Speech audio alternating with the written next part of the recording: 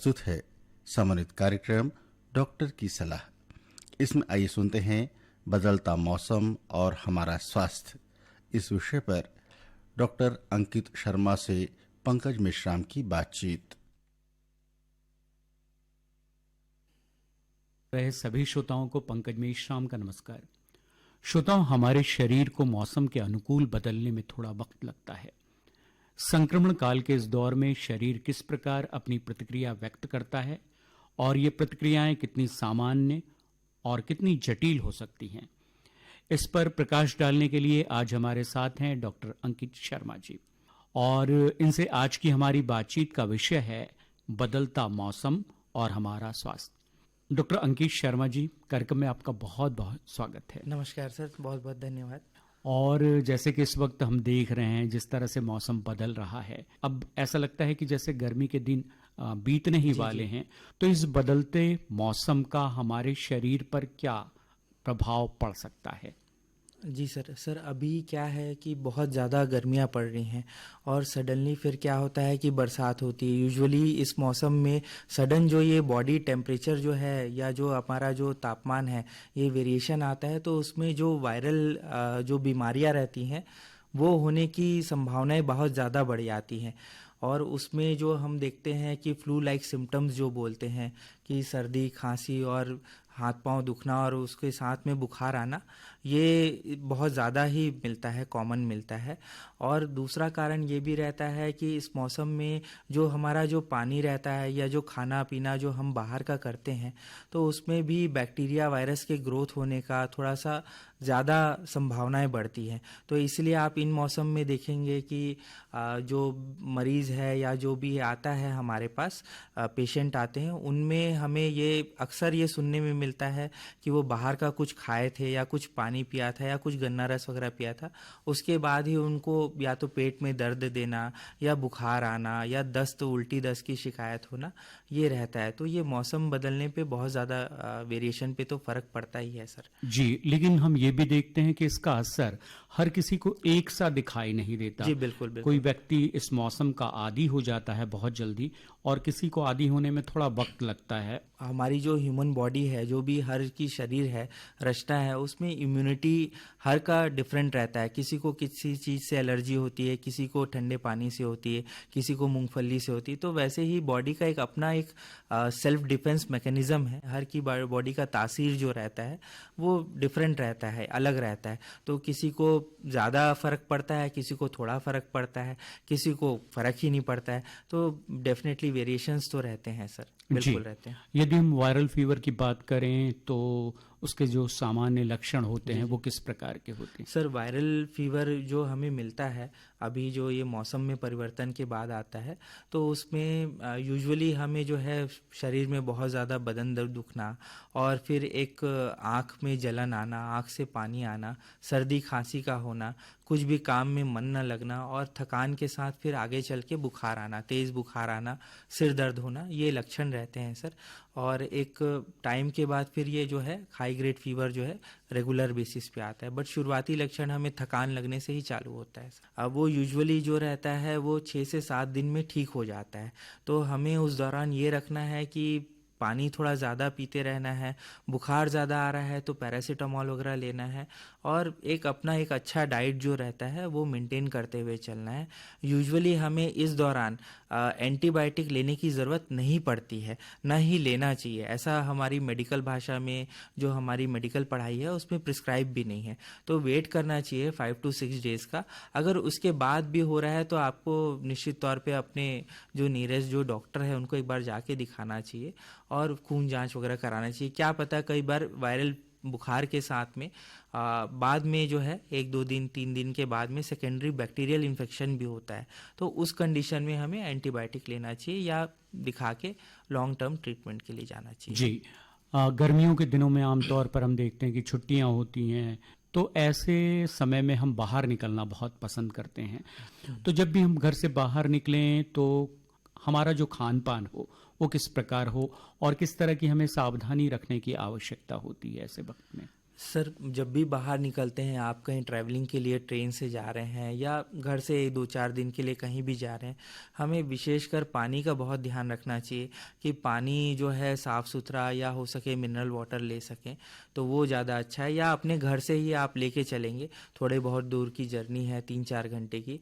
और देखिए बाहर का जो भी खाना है, अब वो कितनी सफाई से बना है ये तो कोई जज नहीं कर सकता है। तो बेटर रहे घर का खाना लेके चलें अपना, या अगर आपको बाहर का खाना भी पड़ रहा है तो कोई ऐसा खाना देखें जो कि आपको ज़्यादा तला भुना ना रहे, ज़्यादा दिन वाला ना रहे। जो फर्मेंटेड प्रोडक्ट्स हैं, जो हमारे इडली या डोसा वगैरह बनता है, वो सब की तरफ जाना चाहिए। या जो ड्राई स्नैक्स है आपके जो मिलता है, थेपला वगैरह हो गया, वो सब आप ले सकते हैं। तो उसमें कम चांसेस रहते हैं।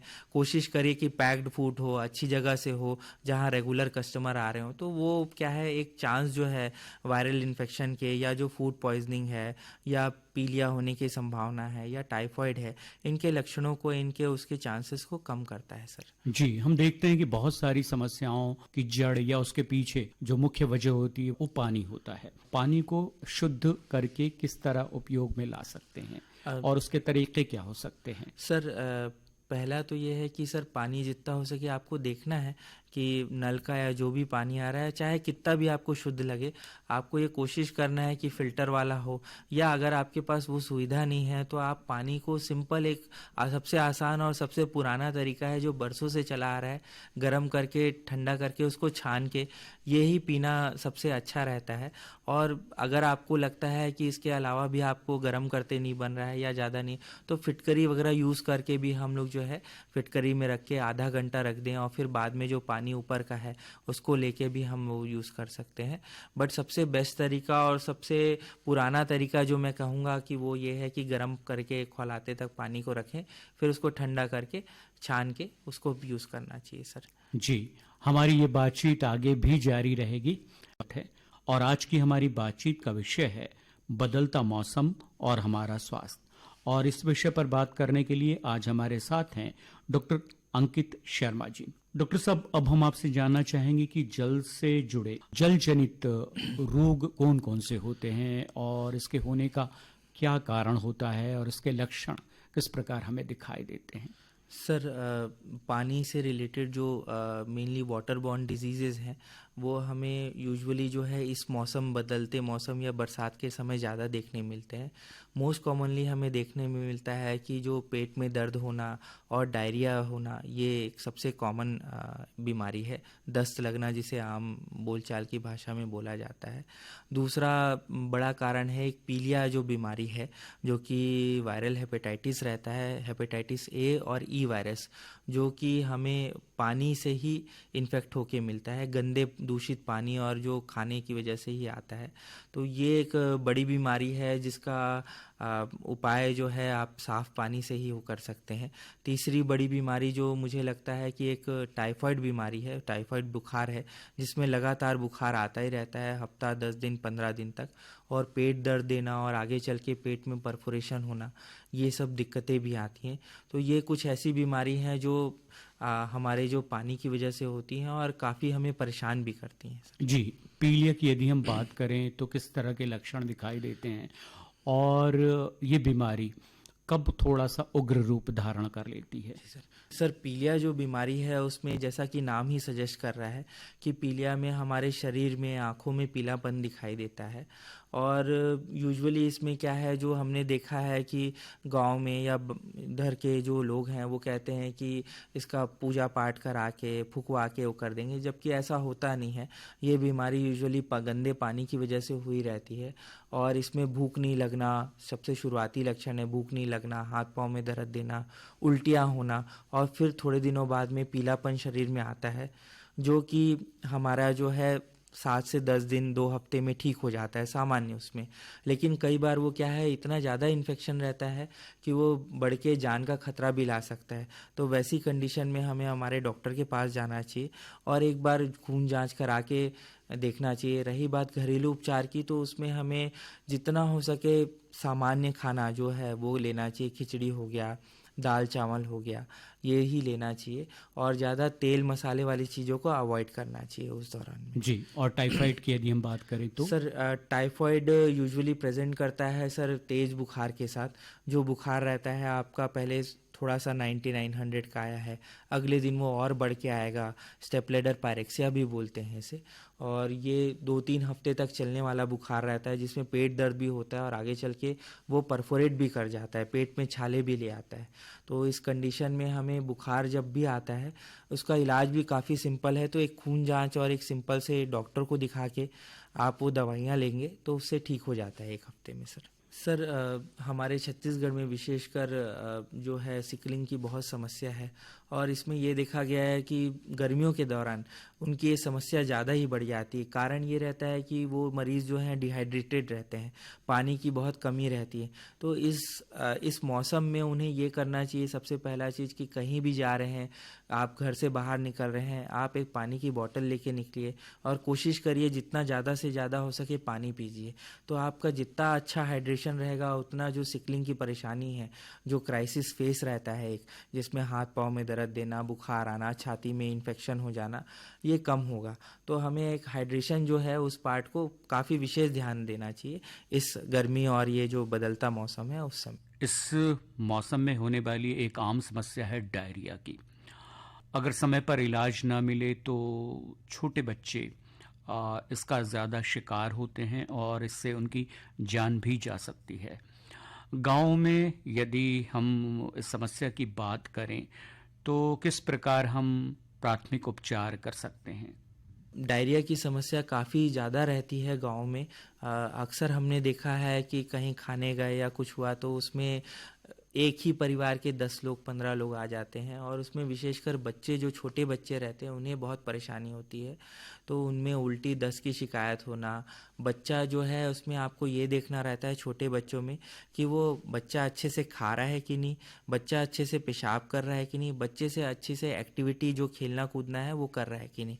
अगर इनमें से एक भी चीज़ में कमी आ रही है तो हमें विशेष ध्यान देना चाहिए। और ORS का घोल जो कि आमतौर पर हर मेडिकल स्टोर हर जगह उपलब्ध है और आपके जो PHC CHC सेंटर है वहाँ पे भी आपको फ्री में मिल जाता है। वो 1 लीटर की पानी लेके एक पुड़िया डाल के उन्हें जितना हो सके, जितना बच्चों को बन सके या बड़ों को बन सके, जितना भी, कोई ऐसा विशेष मात्रा नहीं है, पर जितना उनसे पीते बना जाए उतना उन्हें पिलाना चाहिए। अगर उन्हें उल्टी हो रही है तो कोशिश करना ही चाहिए कि चम्मच से थोड़ा थोड़ा घोल जो है वो दे सकें। कई बार ऐसी स्थिति आती है कि रात का समय है, आपको ORS का घोल नहीं मिला, तो आप सिंपल एक घरेलू नुस्खा अपना सकते हैं कि 1 गिलास पानी में जो है 2 चम्मच जो है शक्कर डाल लिया और चुटकी भर नमक डाल लिया और 1 नींबू निचोड़ लिया और उस पानी को भी धीरे धीरे करके पिलाएंगे तो वो जो है जो परेशानी है, जो एक डिहाइड्रेशन होता है उल्टी दस्त की वजह से, वो काफ़ी हद तक ठीक हो जाता है सर। जी, हमारी ये बातचीत आगे भी जारी रहेगी, लेकिन फिर है और आज हमारी बातचीत का विषय है बदलता मौसम और हमारा स्वास्थ्य। और इस विषय पर जानकारी देने के लिए हमारे साथ हैं डॉक्टर अंकित शर्मा। डॉक्टर साहब, अब हम आपसे ये जानना चाहेंगे कि बच्चों के लिए कौन सी वैक्सीन्स हैं जो उन्हें लगवाई जा सकती हैं? जी सर अभी जैसा कि हमने देखा है कि छोटे बच्चों में काफ़ी सर्दी और खांसी और ये जो बीमारियां आ रही होती हैं, तो उसके लिए एक फ्लू वैक्सीन आती है जो कि ईयरली एक बार, साल में एक बार लगाई जाती है, किसी भी समय एक बार लगाना रहता है। तो वो जो आपकी ये जो परेशानियां हैं, बच्चा आपका बार बार सर्दी हो रहा है, खांसी हो रहा है, बार बार बदलता मौसम आ रहा है तो बुखार आ जा रहा है, गले में टॉन्सिल हो रहा है, तो उससे काफ़ी हद तक उन्हें आराम भी मिलता है, प्रोटेक्शन भी मिलता है। कई बार अगर उन्हें बुखार वगैरह आ भी रहे हैं तो ऐसा होता है कि उसकी जो सीवियरिटी रहती है, उसके जो लक्षण होते हैं वो काफ़ी हद तक कम हो जाते हैं। तो वैसे बच्चे जो कि सिकलिंग वाले हैं या जिनको और कोई गंभीर बीमारी है, उन्हें तो ये वैक्सीन जो है ईयरली एक बार, साल में जो लगती हैं फ्लू वैक्सीन, वो लगवा ही लेना चाहिए। सेम यही चीज़ें जो बड़े रहते हैं, जो एक 60 इयर्स के ऊपर में हैं, जिनको हार्ट पेशेंट है या जो डायबिटीज़ वाले मरीज हैं, उन्हें भी ये वैक्सीन एक बार लगाई जा सकती है सर। जी, और बच्चों को इसे लगाने का समय क्या होता है? सर किस आयु वर्ग के बच्चों को सर लगाई जा सकती है? 5 साल के ऊपर में जितने भी बच्चे हैं उनको आप लगवा ही सकते हैं। ऐसा कोई वो नहीं है कि आप विशेष वो है कि इस समय ही लगाना है या इस वर्ष में ही लगाना है। 5 साल के ऊपर के बच्चों को आप साल में एक बार फ्लू वैक्सीन आती है वो लगवा सकते हैं। और लगाने के लिए, इस वैक्सीन को लगाने के लिए कोई खास वक्त होता है? नहीं कोई नहीं, माह होता है? कोई खास वक्त या कोई खास माह नहीं होता है।